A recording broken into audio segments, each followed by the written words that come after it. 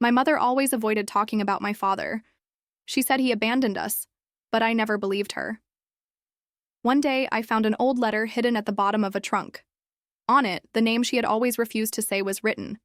When I confronted her, her eyes filled with terror. "You weren't supposed to see that," she whispered.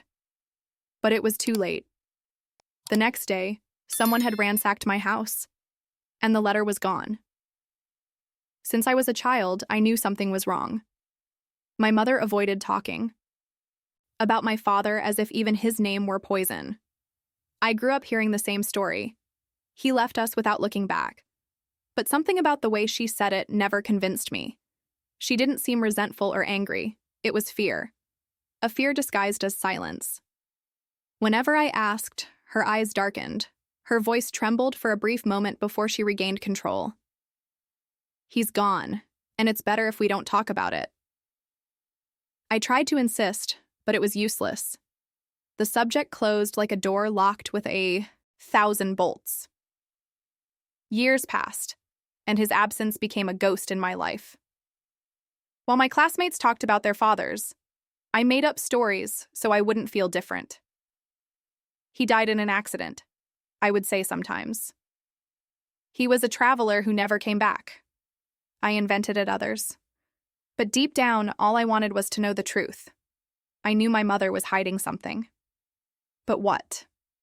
One day, I searched for records, old photos, anything that could prove he had existed. But there was nothing. No photos, no documents, no trace.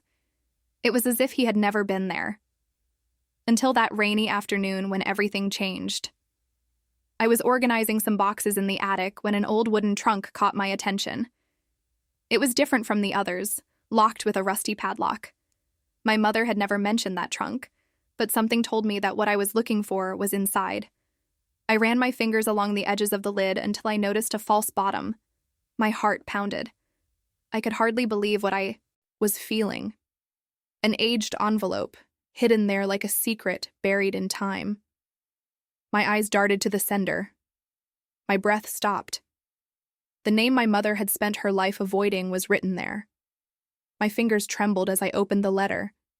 The words were faded but still legible, and as I read the first line, my stomach twisted. "If anything happens to me, please protect our daughter. They will come for the truth." My head spun. Who were they? And why did my father believe he was in danger? Behind me, a creaking sound on the stairs made my blood run cold.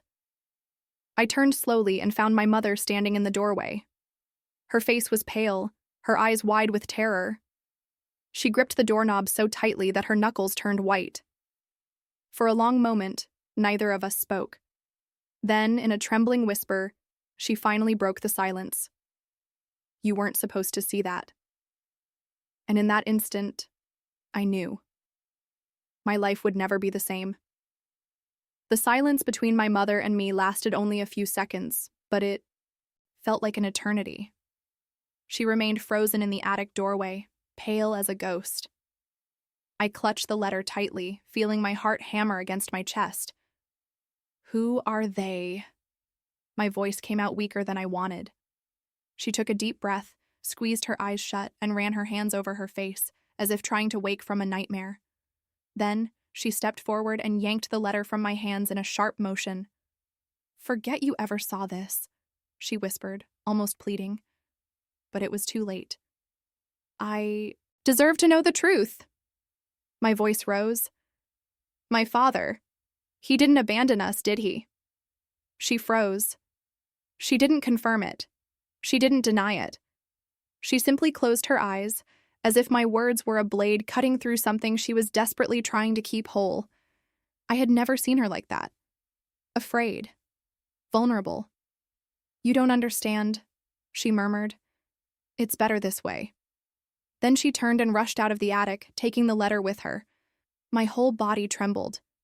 What did those words mean? "If anything happens to me, please protect our daughter. They will come for the truth." They. That word echoed in my mind like a warning, a red flag I couldn't ignore. I couldn't sleep that night. My heart seemed to know something was about to happen, and it did. The first sign something was wrong. The next morning, as I came downstairs for breakfast, I noticed my mother wasn't in the kitchen like she usually was. Her coat and purse were gone from the rack. She had left. That was strange. My mother never left without telling me. And more importantly, she never left this early. A chill ran down my spine. I rushed upstairs to her bedroom and started searching. The letter. I had to find it again. If she was hiding something, I needed to know what. I opened drawers, checked the closet, lifted the mattress. Nothing. That's when I heard a noise coming from the living room. I froze, my heart lodging in my throat. Footsteps. Had my mother come back? I crept closer to the door and listened carefully. No, it wasn't her. These footsteps were heavier, cautious, like someone who didn't want to be noticed.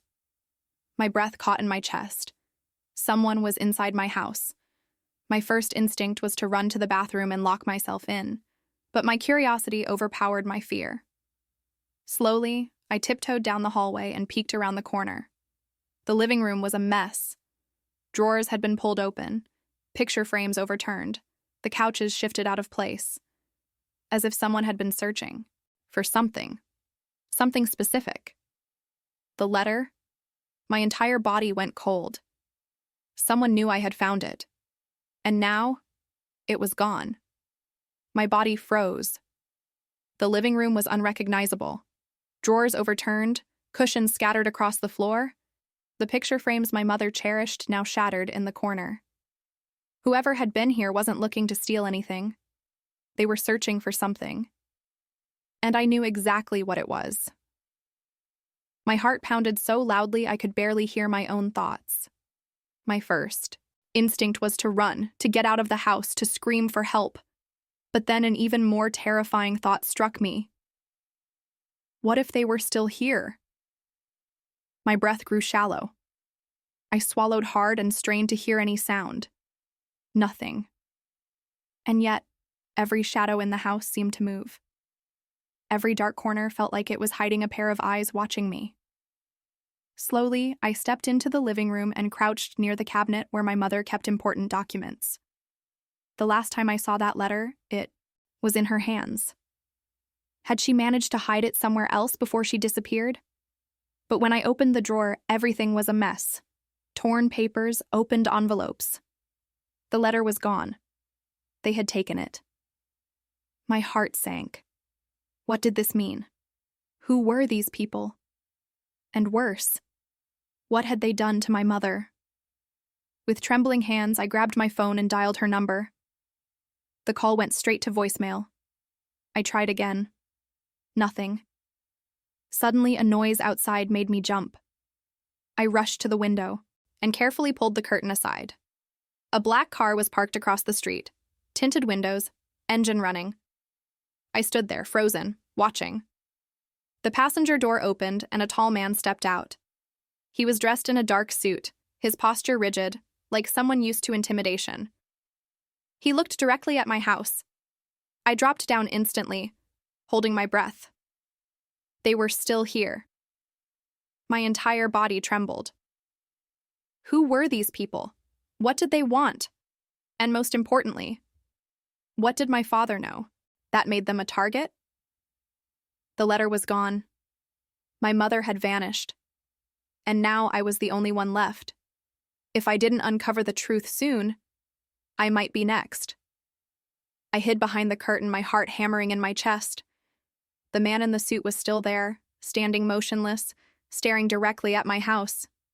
He knew I was here. For a moment, I thought about running, slipping out the back door and disappearing. But where would I go? I had no idea what was happening. All I knew was that my mother had vanished. Someone had broken into my house, and now a stranger was waiting outside, like a hunter patiently watching its prey. I couldn't stay. I grabbed my backpack, stuffed my phone and some cash inside, and slipped out the back door as quietly as I could. Then, I ran. I ran without looking back, darting through streets and alleys, trying to outrun the fear growing inside me. My only thought was to find someone who could help me. But who? And then I remembered. My mother didn't have many friends. But there was one man she had mentioned a few times when I was a child. A friend of my father's. His name was Hugo Vasconcelos. I had never met him, but I remembered my mother saying that if I ever needed help, he would be there.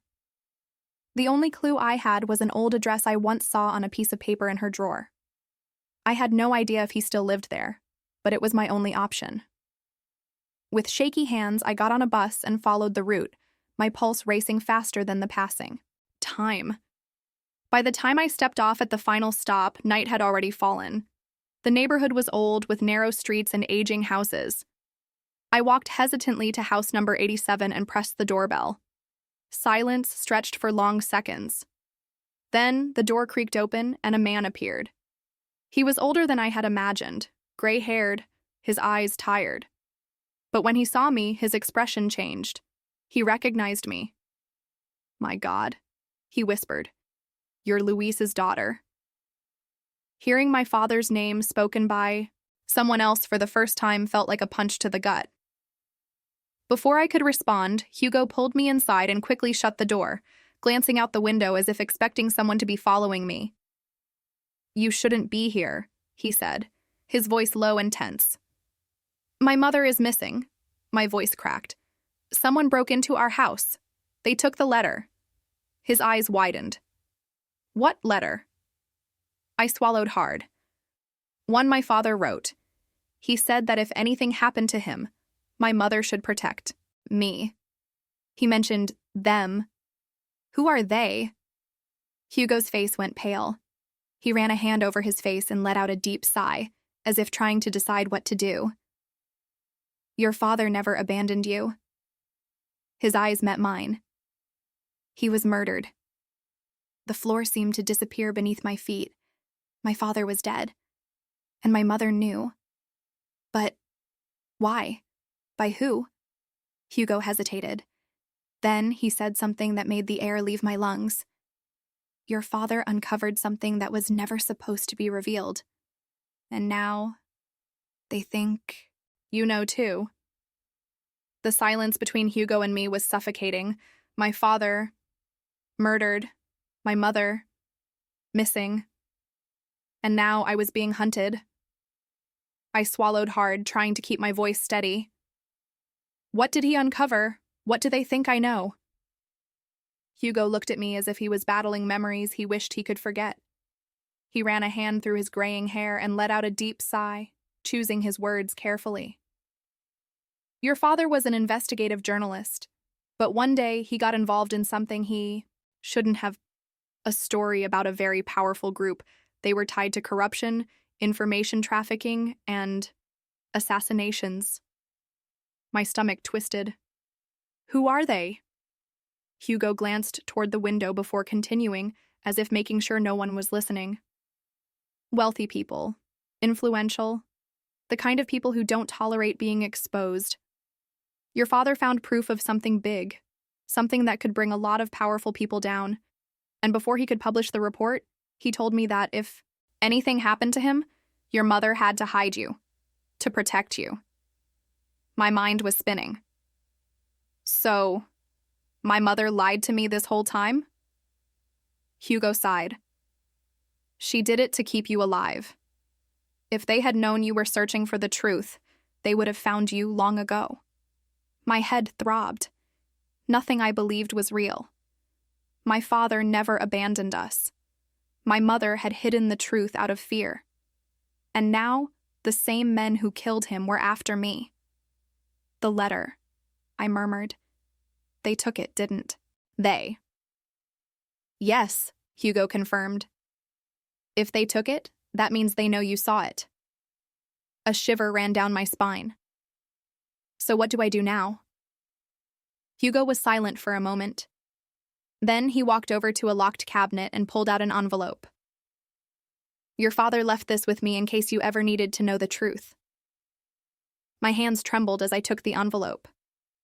Slowly, I opened it and pulled out a small key and a piece of paper with an address written on it. "What is this?" I asked. Hugo's expression turned serious. "This is the last piece of your father's work. If you want answers, that's where you need to go." I stared at the key in my hand. Suddenly, a loud knock at the door made my heart stop. They had found us.